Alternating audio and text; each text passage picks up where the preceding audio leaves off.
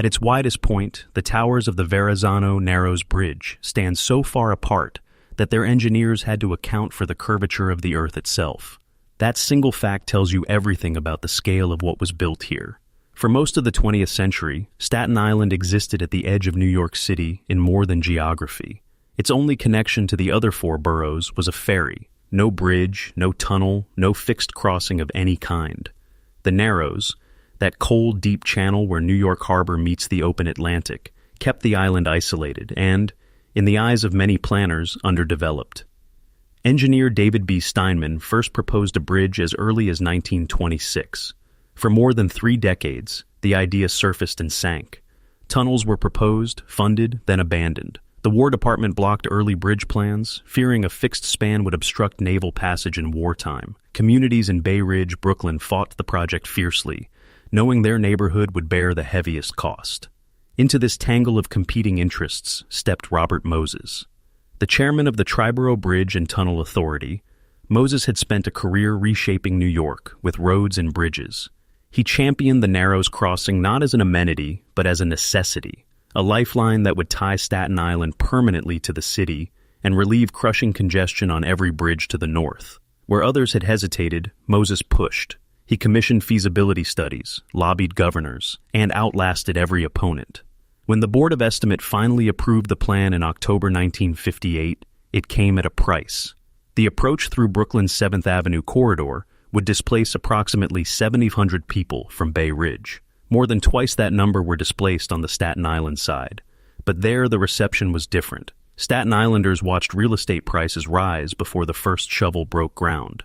Ground was broken on August 14, 1959. The man entrusted with designing the bridge was Othmar Ammann, already responsible for the George Washington Bridge, the Bayonne Bridge, and Dulles Airport. At 80 years old, he took on what would become the defining work of his career. Working alongside design engineer Leopold Just and a team at Ammann and Whitney, he conceived a suspension bridge of staggering proportion. The central span stretched 4,260 feet, the longest in the world at its opening. The towers rose 693 feet above the harbor, each one taller than the Washington Monument. Because the towers stood more than a mile apart, they were built 1.625 inches out of parallel to follow the planet's own curve. The cables, each composed of 26,108 individual steel wires, were spun across the Narrows strand by strand. Workers called roughnecks crawled those cables hundreds of feet above the water. Foreman John Hard-Nose Murphy kept the schedule moving. The work was relentless and the danger was real. 3 workers died during construction. Their sacrifice is written into the steel. The upper deck opened on November 21, 1964. The lower deck followed in 1969, added to handle traffic that had already outpaced early projections. Today the bridge carries 13 lanes of Interstate 278, connecting 2 boroughs that were once separated by nothing but water and indecision. For 17 years, from its opening until 1981, the Verrazzano Narrows Bridge held the record for the world's longest suspension span. It still holds that record for the Americas. Every year, the New York City Marathon begins on its upper deck. Tens of thousands of runners crossing the Narrows in the early morning light. The harbor spread below them in every direction. For decades, the bridge's name was misspelled on every official document.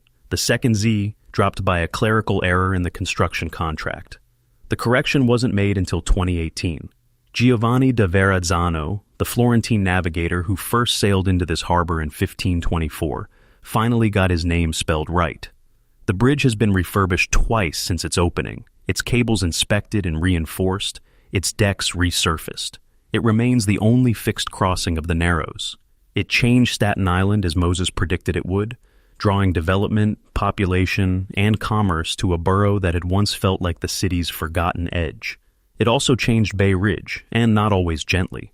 That tension, between what a city builds and what it erases, lives in this bridge as surely as the steel does.